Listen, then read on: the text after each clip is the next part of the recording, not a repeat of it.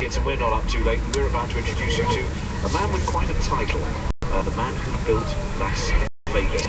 We're here in Las Vegas looking at the economic downturn, which has been frankly devastating for what was Boom City, USA. We, a little bit earlier, couldn't have been in a more different place to this sort of really cheap and cheerful fast food Mexican joint.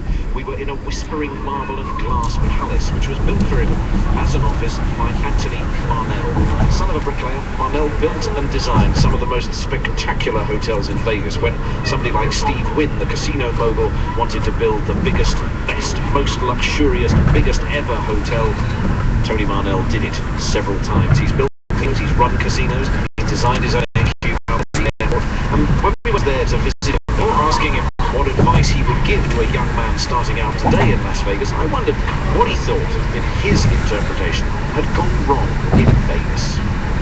Las Vegas is like any other city in the sense that in America, before we imploded ourselves, the price of things that people were paying were greatly inflated.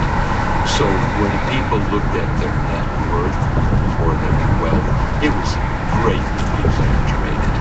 And quite frankly, they greatly overpaid for most of the stuff that they bought. There's an interesting phenomenon of free money. The bankers were obviously giving out free money that was false. It was a scam, it was a Ponzi scheme.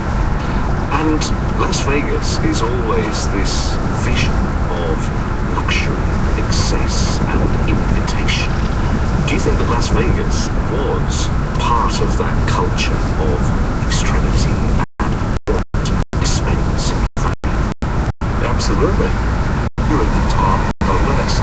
My generation came through here, and we got to do a little bit more of what we really couldn't do in most other cities. You could drink after 2 o'clock. Most American cities shut down at 2 o'clock. The idea of a nightclub and a casino, that was never heard of until it started in the Rio. This was the excess of it all. And Las Vegas had plenty of it. As long as people kept giving out free money, and Las Vegas was a place where you could come and use that drug of free money. And where does that now leave Las Vegas? Because if it was dependent on this drug, and everyone is now withdrawing from that drug, what's here? Capitalism now is in full play. The strong survive. What happens then is, if you look across the western United States idea of house-gated communities, well, guess what? Houses now being sold at a 60% discount. People lower incomes now are going to move into those gated communities in the next 5 years. The whole dynamics, the urban dynamic of Las Vegas is going to change. Now, on the Las Vegas Strip, I can tell you this, in 35 years of my career here in this town, 20% of the hotels were always going broke. The difference now is 60% of them are, and they're going to have to be remortgaged, refinanced, reapportioned, and there will be an adjustment throughout the entire business model of Las Vegas Resorts. Who will be the benefactors? In the beginning, the patron.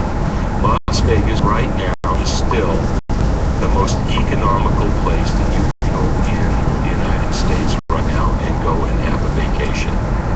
That's how Las Vegas will come back. Why? Because people now are entitled to have a vacation, or they're entitled to have a time off. Do you think that the economic problems that overset Americans at the moment are actually leading to a change in their attitudes? Money, to the future, to the American dream? Will they learn this? No. America right now is barely getting 50% of its young to a high school education. So we have a young generation that's coming that doesn't really quite understand what it means to put a personal business, a personal finance, a personal economic together. And right now, most older people are actually taking care of their kids, once again, in their 20s and their 30s. They've come home, or they're getting sent money from their parents. Can I ask you, as a businessman, when did you first notice that the American economy was in trouble, that the Las Vegas local economy was maybe in trouble? Was there a moment when you thought,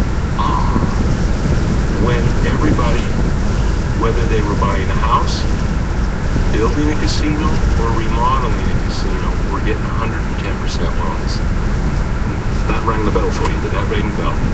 There was two ways to run your businesses. You could run your business accepting what the banks were telling you, or you could say, I, as a businessman, do not understand how this is sustainable. And I think if you look at people who were in trouble, didn't understand that. Did you manage to save your skin by asking the right question? Yes, but I will tell you that all of us were disproportionately reduced. This affected everybody, whether you were a part of the people or not. Everyone is paying for this downturn. You've been in construction all your life and been hugely successful as well. Construction has been really badly hit in the downturn in Las Vegas in the past few years. What would be your advice to a young construction worker or a guy trying to start a construction business now? Go someplace else. Tony Marnell, the man who built Las Vegas with a pretty devastating analysis of America's economic problems and Las Vegas as well. In Vegas tomorrow as well. And if you can join us, please do this. We're going to play another bit of Tony Marnell's interview where he explains how to design a casino. It's really interesting. He created what was the hippest casino of the late 90s, the Rio, with waitresses who had heels at least an inch higher than the competition. But that was a crucial detail. He also explains how air conditioning is crucial in the ladies' difference between sex and sexy. Thanks for listening. This is KCUR. Join us weekday at 1 for Talk the Nation. It's a call-in show that explores the day-to-day story, tackles provocative subjects which we're grappling with as a nation. Politics, the Supreme Court, pop culture, and much more, including 2 hours devoted to science on Talk of the Nation Science Friday. The talk starts every day at 1 on KCUR FM and KCUR HD1, Kansas City Public Media.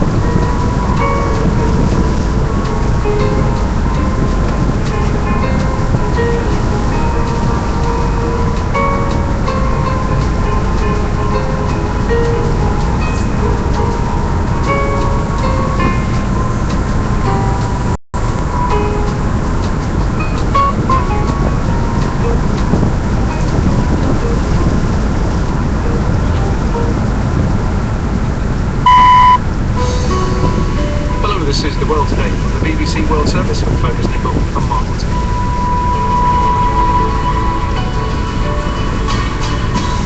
Today, negotiate or fight. Mixed messages from Colonel Gaddafi's sons. The man himself was telling loyal fighters, "Desert, don't surrender." He said to the people of Sirte, "Once you give your weapons, they will kill you. They'll be killing and losing everywhere." Also this half hour, what will South Africa's ANC do about Julius Malema, thorn in the side of party top brass? If it gets off scot-free, then I think it will be a severe dent to the credibility of Jacob Zuma. And hard times in Nevada. More from Las Vegas, boomtown to bust town. And I have been laid off here in Las Vegas for a little over a year now. And, we're still hopeful that things will turn around here, so we'll see. We will indeed. That's here on The World Today, after the news. BBC News with Mary Marshall. President Sarkozy of France and the British Prime Minister David Cameron will jointly chair the first Friends of Libya conference in Paris today, as the emerging interim government seeks to bolster its control and credibility. From Paris, our correspondent Jonathan Marcus looks ahead to today's meeting. This Paris meeting, the broadest international gathering so far dealing with Libya, is intended to mark a diplomatic change of gear from war to reconstruction. It really has 2 purposes. One is to underscore support for the National Transitional Council as it sets about consolidating its hold on Tripoli and squares up to the last bastions of the Gaddafi regime's supporters. But it's also an opportunity for key leaders of the new Libya to set out their plans for the future and to seek essential help in carrying them out.